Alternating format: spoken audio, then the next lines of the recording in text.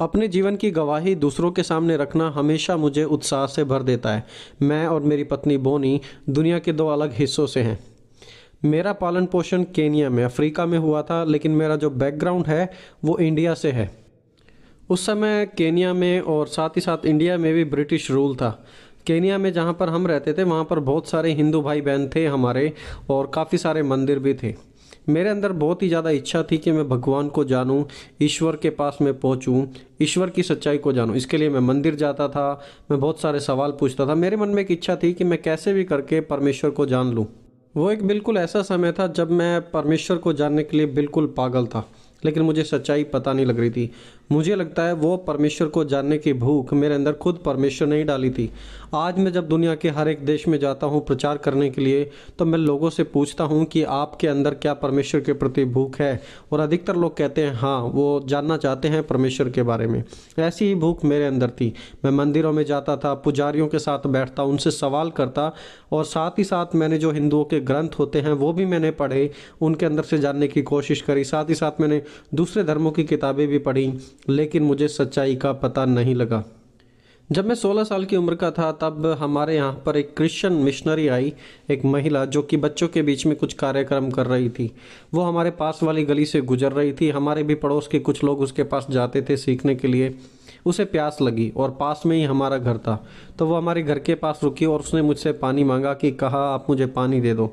मैंने उसे पानी दिया पीने के लिए, और उन्होंने मुझे बदले में एक बाइबल दे दी। मैंने कहा वाह, मैंने पानी दिया है और इन्होंने मुझे बाइबल दे दी। ये कहानी बिल्कुल ऐसी है जैसे कि बाइबल में बताई जाती है सामरी स्त्री के बारे में, जहाँ पर पानी के द्वारा वार्तालाप शुरू हुआ। अब मैं तो क्योंकि सच्चाई को ढूंढ रहा था, तो मैंने तो दूसरे धर्म की किताबें भी पढ़ी थी, तो मैंने सोचा क्यों ना इस किताब को भी पढ़ा जाए। और इस किताब में, पवित्र बाइबल में, मैं उस व्यक्ति से मिला जिसकी मेरी आत्मा तलाश कर रही थी। मैं बात कर रहा हूँ यीशु मसीह की। बाइबल में मैंने यीशु मसीह को जाना। जब मैं बाइबल पढ़ता था तो ऐसा लगता था जैसे सारी चीज़ें वास्तविक तरीके से मेरी आंखों के सामने आ रही हैं।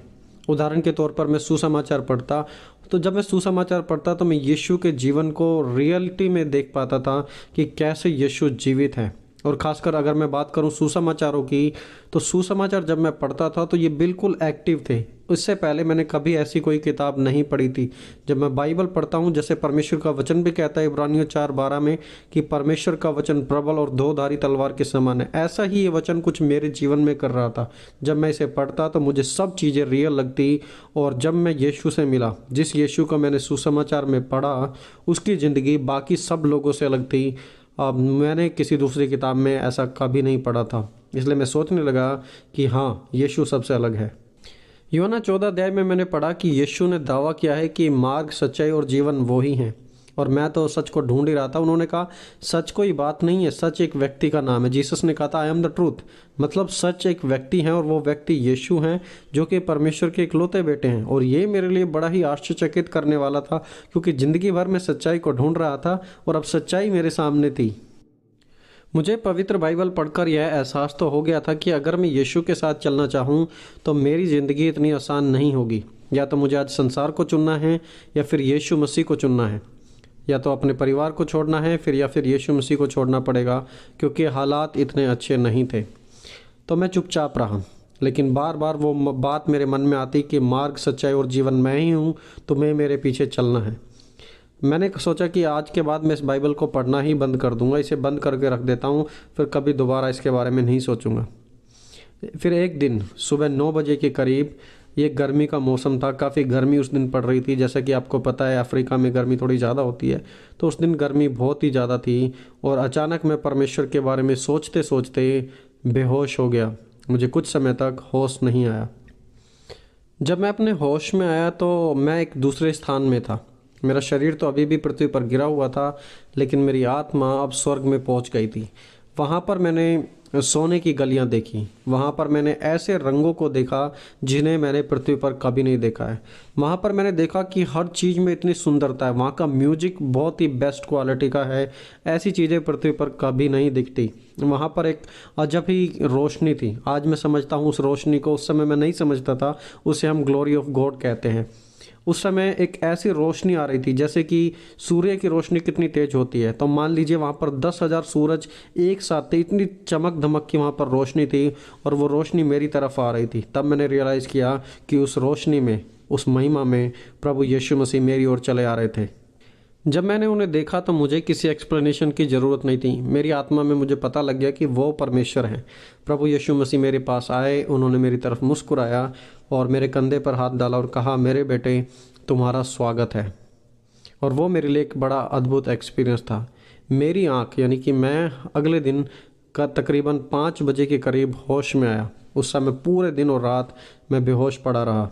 उस समय जब मैं होश में आया तो मुझे पता लग गया था कि यीशु प्रभु हैं। मैं तुरंत अपने घुटनों पर आया, मैंने अपने पापों का अंगीकार किया और यीशु को अपना प्रभु और मुक्तिदाता, जीवन का साथी स्वीकार कर लिया। दोस्तों, अभी हम महेश चावड़ा की पत्नी बोनी चावड़ा से सुनेंगे कि किस प्रकार परमेश्वर ने उनके जीवन में काम किया। मेरा जन्म ऑफ कोर्स अमेरिका में हुआ है और आपको पता ही है अमेरिका में लोग कैसे होते हैं। मेरा कोई धार्मिक बैकग्राउंड नहीं था। मैं परमेश्वर को नहीं मानती थी, ना ही मेरा परिवार मानता था। लेकिन ये सब कुछ बड़े अद्भुत तरीके से परमेश्वर ने किया। जब मैं 11 साल की थी तो मुझे एक दर्शन दिखाई दिया। इससे पहले मैंने दर्शन कभी नहीं देखे, लेकिन ये एक बड़ा ही अद्भुत दर्शन था। उस दर्शन में मैंने एक मैप देखा, एक वर्ल्ड मैप, पूरी दुनिया का नक्शा देखा और वो मैप अपने आप मेरे सामने खुल गया। जब वो मैप मेरे सामने खुल गया तो एक आवाज़ मुझसे कहने लगी कि इन सभी देशों में जाकर प्रचार कर, प्रभु यीशु के गॉस्पल को, उनके सुसमाचार को सुनाओ, क्योंकि यही काम के लिए तुम्हें बुलाया गया है। मैं बहुत छोटी थी, सिर्फ 11 साल की, जैसा कि मैं आपको बता रही हूँ। हालांकि उस समय तो ये सब चीज़ें मेरी समझ में नहीं आई, लेकिन 9 साल के बाद जब मैं 20 साल की हो गई तो मैं अपना पूरा समय टेक्सास में आकर सेवा में बिताने लगी। प्रभु यीशु का काम करने लगी, लोगों को सुसमाचार बताने लगी और सेवा में पूरे तरीके से इन्वॉल्व थी। उस समय मैंने सोचा था मैं कभी शादी नहीं करूँगी, अकेले रहकर परमेश्वर की सेवा करूँगी। लेकिन जब मैं 20 साल की थी तब परमेश्वर का एक स्वर्गदूत मेरे सामने प्रकट हुआ और परमेश्वर के स्वर्गदूत ने कहा कि वो मेरे जीवन को अपनी महिमा के लिए इस्तेमाल करेंगे और प्रभु यीशु के नाम को और ज़्यादा बढ़ाने के लिए मैं काम करूंगी। साथ ही साथ परमेश्वर के दूत ने मुझे ये भी बताया कि बहुत ही जल्दी तुम्हारी शादी होने वाली है। मैंने कहा, क्या? तुम परमेश्वर के दूत नहीं हो सकते, क्योंकि मेरी ज़िंदगी में तो मैं कभी किसी से शादी नहीं करूँगी। तो जैसे ही स्वर्गदूत वहाँ से गया तो मैं भागकर अपने फ़ोन के पास गई और मैंने सबसे पहले अपने पास्टर को कॉल की, बताने के लिए कि आखिरकार ये क्या हो रहा है मेरे साथ। और मैंने अपने पास्टर को पूरी बात बताई फटाफट। पास्टर ऐसे ऐसे बात है। पास्टर ने कहा, देखो मैं इसके बारे में कुछ नहीं कह सकता, लेकिन वेट करो और इंतज़ार करो, तो परमेश्वर अपने संदेश को आपके सामने प्रकट करेंगे। और जब मेरे घर वालों को पता लगा कि मैंने यीशु को स्वीकार कर लिया है तो उन्होंने मुझे घर से निकाल दिया। मैंने जैसे तैसे करके एक यूनिवर्सिटी में अप्लाई किया स्कॉलरशिप के साथ, वहाँ पर मुझे एडमिशन मिल गया और फिर मैं अमेरिका में आ गया। जब मैं अपनी पढ़ाई कर रहा था तो बीच में मुझे खबर मिली कि मेरी माँ को बोन कैंसर हो गया है और वो मरने वाली हैं। मैं इस न्यूज़ पर विश्वास नहीं कर सका। मैं बहुत ज़्यादा उदास था, परेशान था। परमेश्वर से प्रार्थना करता था कि परमेश्वर आप मेरे जीवन में कुछ करें, और परमेश्वर ने अपना पवित्र आत्मा देकर मेरे जीवन में खुशहाली से भर दिया। तब परमेश्वर ने मुझे एक बात और कही कि तुम अपनी माँ के लिए प्रार्थना करो और वो ठीक हो जाएगी। और फिर मैंने घुटनों पर आकर अपनी माँ के लिए प्रार्थना करी और वो और उनका कैंसर बिल्कुल ठीक हो गए। और कैंसर ठीक होने के बाद 26 साल तक वो जी। मेरी माँ कभी यीशु मसीह में विश्वास नहीं करती थी, क्योंकि वो एक हिंदू बैकग्राउंड से थी, लेकिन मरने से पहले उन्होंने यीशु मसीह पर विश्वास किया, यीशु मसीह को अपना प्रभु और मुक्तिदाता स्वीकारा और उसके बाद ही 26 साल बाद वो दुनिया से चल बसी। जब मैं यूनिवर्सिटी में पढ़ाई कर रहा था तो मुझे पैसे कमाने होते थे और इसके लिए एक मेंटल बच्चों का हॉस्पिटल था, जहाँ पर वो बच्चे होते थे जिनके दिमागी कुछ समस्याएं होती थी। और मैं जब उस हॉस्पिटल में गया काम करने के लिए तो वहाँ पर बहुत गंदगी थी, क्योंकि वो बच्चे मेंटल थे। मैंने प्रभु से कहा कि प्रभु मैं विश्वास करता हूँ आप मुझे यहाँ पर एक उद्देश्य के साथ लेकर आए हैं। एक लड़का था, छोटा बच्चा, 16 साल की उम्र थी, स्टीवी नाम था उसका। वो 1.5 साल से पागल था। मैं प्रभु से पूछने लगा कि प्रभु आप मुझे बताएं कैसे मैं इन बच्चों की मदद कर सकता हूँ। तब प्रभु ने मुझे एक वचन दिया और वो वचन था कि यह जाति बिना उपवास और प्रार्थना के नहीं जाती। मैंने कहा, क्या? डॉक्टर तो बोलते हैं कि ये मेंटल हैं, लेकिन परमेश्वर कह रहा था कि ये मेंटल नहीं है, इन्हें मेंटल किया गया है दुष्ट आत्माओं के द्वारा। मैंने 2 सप्ताह लगातार फास्टिंग की और 2 सप्ताह के बाद मैं वहाँ पर गया और मैंने उनके लिए प्रार्थना की। आप विश्वास नहीं करोगे, उन बच्चों की जो बॉडी थी वो हवा में 18 फीट तक ऊपर उड़ गई और मैंने फिर दुष्ट आत्मा को डांटा, चिल्लाया और मैंने कहा यीशु के नाम से दूर हो जाओ, और परमेश्वर ने उन्हें छुड़ाया। देखिए, जो आत्मिक रियलिटी है उसको डॉक्टर एक्सप्लेन नहीं कर सकते। डॉक्टरों को तो जस्ट लगता है कि ये सिर्फ एक बीमारी है, लेकिन जब परमेश्वर बताते हैं तो परमेश्वर सच बताते हैं। मैं अधिकतर डॉक्टरों की बात पर विश्वास नहीं करता हूँ। जब परमेश्वर ने मुझे कहा फास्टिंग करने के लिए, तो 3 दिन तक तो मैंने पानी भी नहीं पिया था, और 14 दिन मैंने बिल्कुल कुछ भी नहीं खाया। 3 दिन के बाद मैंने पानी पीना शुरू किया। अमेरिका में लोगों को ये बड़ा अजीब लगता है, क्योंकि लोग कुछ ड्रिंक्स वगैरह ले लेते हैं, पानी पी लेते हैं, लेकिन मैंने जब फास्टिंग की थी ये बिल्कुल अलग थी।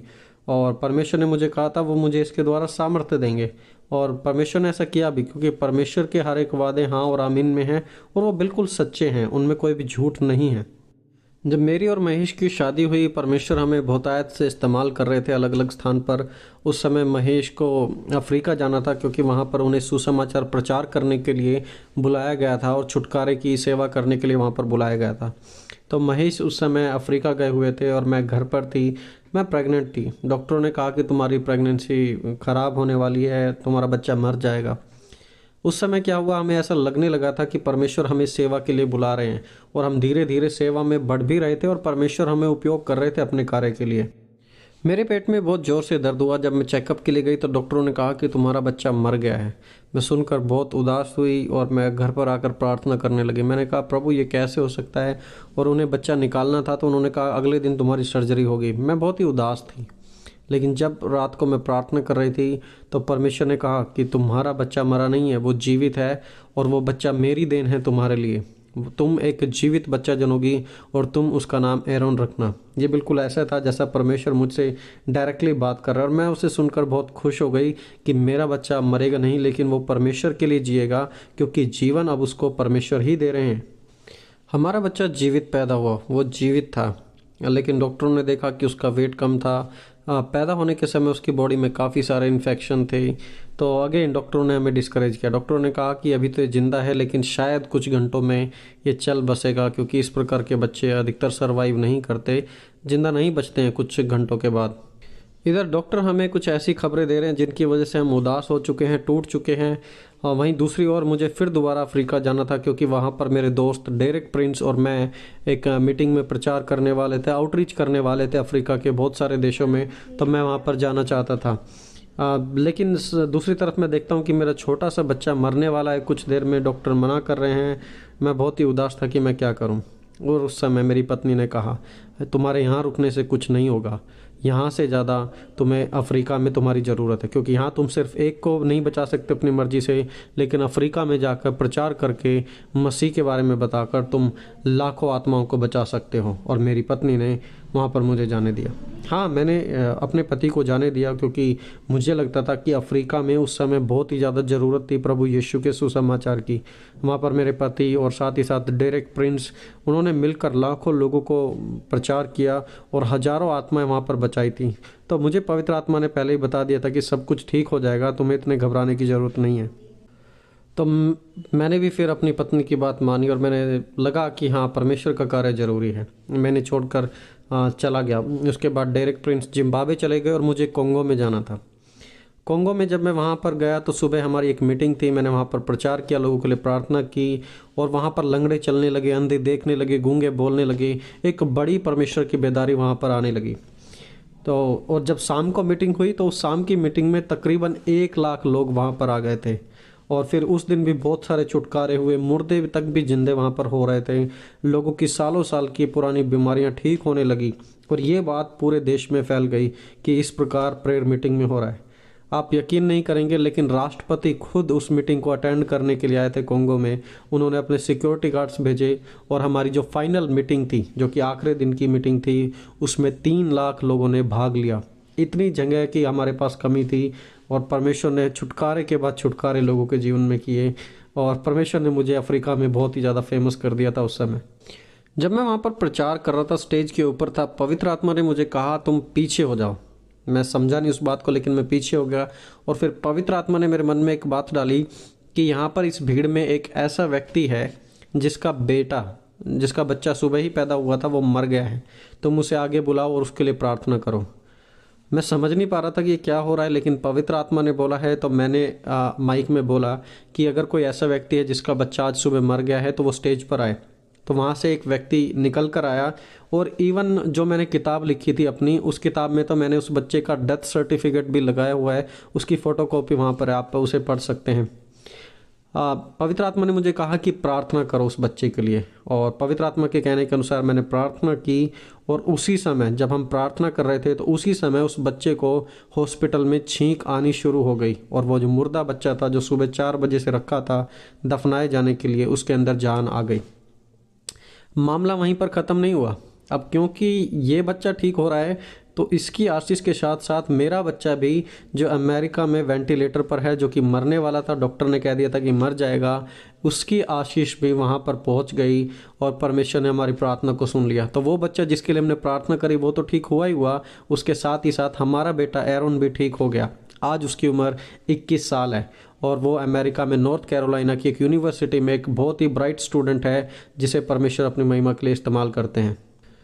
ये हमारे लिए बहुत ही ज़्यादा अद्भुत था। देखिए, मैंने परमेश्वर की सेवा के लिए अपने कदमों को बढ़ाया तो परमेश्वर ने मेरे बेटे को भी ठीक कर दिया, और मेरे बेटे को ही नहीं, वहाँ पर हज़ारों लोगों के जीवन को परमेश्वर ने बदला।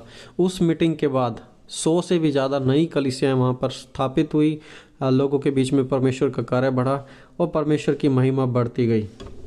आज हम एक ऐसी स्टेज पर आ पहुँचे हैं जहाँ पर हमने महेश चावड़ा इंटरनेशनल मिनिस्ट्री की स्थापना की है, और परमेश्वर ने हमें, दुनिया का शायद कोई ही ऐसा देश होगा जिसमें परमेश्वर हमें लेकर ना गए हों अपनी सेवा के लिए। परमेश्वर हमें दुनिया भर में इस्तेमाल करते हैं और परमेश्वर की महिमा हो रही है। मैं उन लोगों से जो आज इस वीडियो को देख रहे हैं यही कहना चाहूँगा कि परमेश्वर सच्चे हैं, यीशु मसीह सच्चाई है। वो सिर्फ सच्चाई नहीं, यीशु मसीह ही सत्य है। आप जब यीशु के पास आते हैं मतलब आप एक सत्य ईश्वर के पास आते हैं, उसे छोड़ कोई दूसरा रास्ता नहीं है। यह मेरा आपके लिए संदेश है। परमेश्वर आप इस गवाही को द्वारा आशीष दे।